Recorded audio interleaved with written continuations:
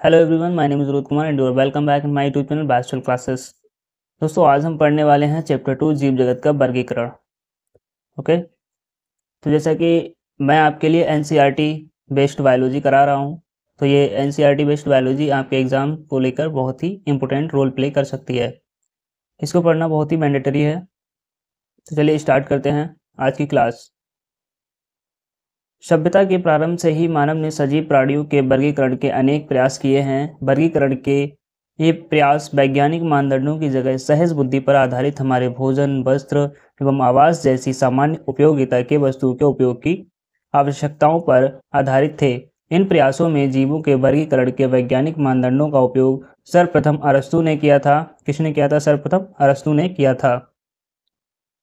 अरस्तु ने किया था। उन्होंने पादपों को सरल आकार की लक्षणों के आधार पर वृक्ष, झाड़ी एवं शाख में वर्गीकृत किया था, जबकि उन्होंने प्राणियों का वर्गीकरण लाल रक्त की उपस्थिति अथवा अनुपस्थिति के आधार पर किया था। कैसे किया था? क्लासिफिकेशन, लाल रक्त की उपस्थिति पाई गई है किसी एनिमल में या नहीं पाई गई है। नेक्स्ट, लिनियस के काल में सभी पादपों प्राणियों के वर्गीकरण के लिए एक द्विजगत पद्धति विकसित की गई थी। अरस्तु के टाइम पे क्या किया गया था कि वर्गीकरण जो था लाल रक्त और उसकी उपस्थिति और अनुपस्थिति के आधार पर किया गया था। लेकिन जब लिनियस आए, उनके काल में क्या हुआ? द्विजगत पद्धति एक बनाई गई, जिसमें प्लांट और एनिमिलिया में जीवों को रखा गया। इस पद्धति के अनुसार यूकैरियोटी ससीम केंद्र की एवं प्रोकैरियोटी असीम केंद्र की। यूकैरियोटी क्या होते हैं? जिनकी जो सेल होती है वो वेल डेवलप्ड होती है, और प्रोकैरियोटिक जिनकी सेल वेल डेवलप्ड नहीं होती है। एक कोशिक और बहुकोशिक। एक कोशिक क्या होते हैं? जो जिनकी बॉडी स्ट्रक्चर जो होते हैं एक सेल से मिलकर बनी होती है। बहुकोशिक क्या होते हैं? जिसकी बॉडी होती है वो कई सेल से मिलकर बनी होती है। तथा प्रकाश संश्लेषी क्या होते हैं? जो प्लांट्स जो है क्लोरोफिल की उपस्थिति में, प्रकाश की उपस्थिति में अपना फूड मटेरियल बनाते हैं।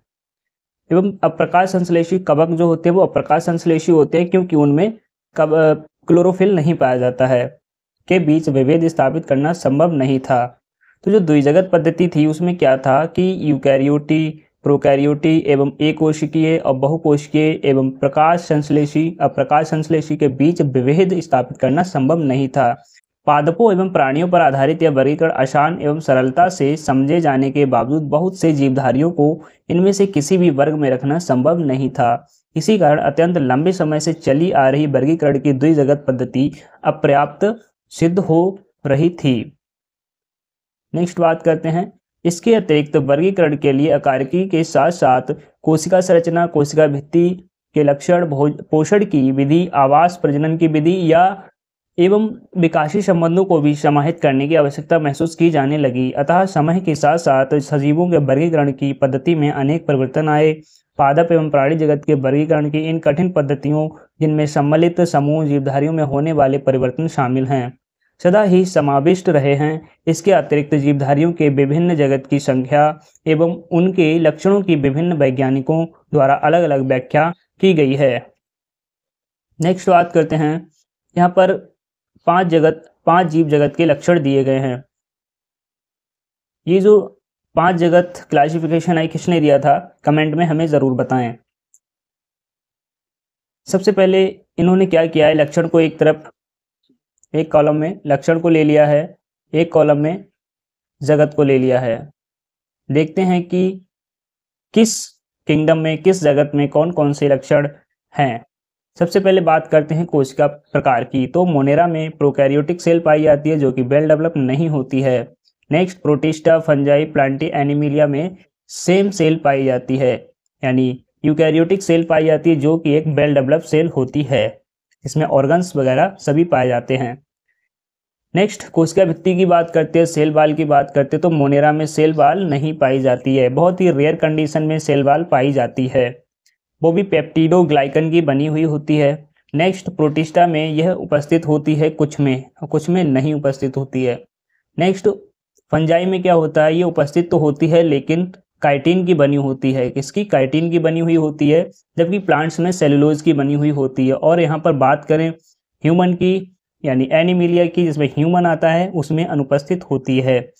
तो जब भी बात हो कि एनिमल किंगडम की, तो एनिमल किंगडम में सेल वॉल नहीं पाई जाती है। प्लांट में सेल वॉल होती है लेकिन सेलुलोज की होती है, वहीं फंजाई में काइटिन की होती है, प्रोटिस्टा में कुछ में होती है कुछ में नहीं होती है, मोनेरा में पेप्टिडोग्लाइकन की होती है या नहीं होती है। नेक्स्ट केंद्रक झिल्ली, जिसमें मोनेरा में अनुपस्थित होती है, जिसको हम सेल मेम्ब्रेन भी बोलते हैं, मोनेरा में अनुपस्थित होती है, वहीं प्रोटिस्टा में, फंजाई में, प्लांटी में, एनिमिलिया में उपस्थित होती है सेल वॉल। नेक्स्ट बात करते हैं कार्य संरचना। तो मोनेरा में कोशिकीय कार्य संरचना होती है, वहीं प्रोटिस्टा में कोशिकीय होती है, यानी हमारा मोनेरा और प्रोटिस्टा में सेम होती है। और वहीं फंजाई की बात करें तो बहुकोशिक, अद्रण ऊतक, और प्लांटी में ऊतक अंगतंत्र। वहीं बात करें एनिमिलिया की तो ऊतक अंगतंत्र अंग लेवल का होता है। नेक्स्ट बात करते हैं पोषण की, पोषण विधि। तो जो एनिमल हैं या मतलब लिविंग वर्ल्ड जो भी है, वो अपना फूड कैसे प्राप्त करता है या अपने फूड के लिए कहाँ कहाँ किस पर आश्रित रहता है, उसकी बात कर रहे हैं। पोषण की विधि, स्वपोषी होते हैं मोनेरा, स्वपोषी होते हैं, परपोषी भी होते हैं। स्वपोषी मतलब कुछ मोनेरा एनिमल ऐसे होते हैं जो अपना भोजन जो है स्वयं बना लेते हैं, लेकिन कुछ ऐसे होते हैं जो पैरासाइट होते हैं, दूसरों पर आश्रित रहते हैं। नेक्स्ट स्वपोषी होते हैं और परपोषी भी होते हैं प्रोटिस्टा के एनिमल। नेक्स्ट बात करते हैं फंजाई की। तो फंजाई भी हमारी परपोषी ऑर्गेनिज्म है और परजीवी भी है। परजीवी बात एक ही है, मतलब पैरासाइट होते हैं जो दूसरों पर आश्रित रहते हैं। तो फंजाई टोटली परपोषी है। नेक्स्ट प्लांटी की बात करते हैं, जो स्वपोषी है टोटली, जो अपना भोजन जो है स्वयं बनाती है प्रकाश की उपस्थिति में। नेक्स्ट जो ह्यूमन है वो तो आपको पता ही है कि परपोषी है, पैरासाइट है, जो अपने भोजन के लिए दूसरे पर आश्रित रहता है। नेक्स्ट प्रजनन की विधि की बात करते हैं, तो मोनेरा में संयुग्मन पाया जाता है, एंड प्रोटिस्टा में युग्मक संलयन एवं संयुग्मन होता है, वहीं फंजाई में निषेचन और प्लांटी एनिमिलिया में तीनों में निषेचन पाया जाता है। ओके, ये तो हमारी टेबल थी, और हो सकता हूँ आपने कमेंट करके बता दिया हो कि ये 5 जगत पद्धति है वो किसने दी थी। तो इसके बारे में बात कर लेते हैं कि 5 किंगडम क्लासिफिकेशन किसने दिया था। तो 5 किंगडम क्लासिफिकेशन जो था हमारा, वो आर.एच. बेटेकर ने दिया था। कब दिया था? 1969 में दिया था आर.एच. बेटेकर। 5 जगत क्लासिफिकेशन पद्धति, ये इंपोर्टेंट हो सकता है आपके एग्जाम को लेकर। इस पद्धति के अंतर्गत सम्मिलित किए जाने वाले जगतों के नाम मोनेरा थे, प्रोटिस्टा थे, फंजाई, प्लांटी एवं एनिमिलिया है, जिसको हम अभी ऊपर पढ़ चुके हैं।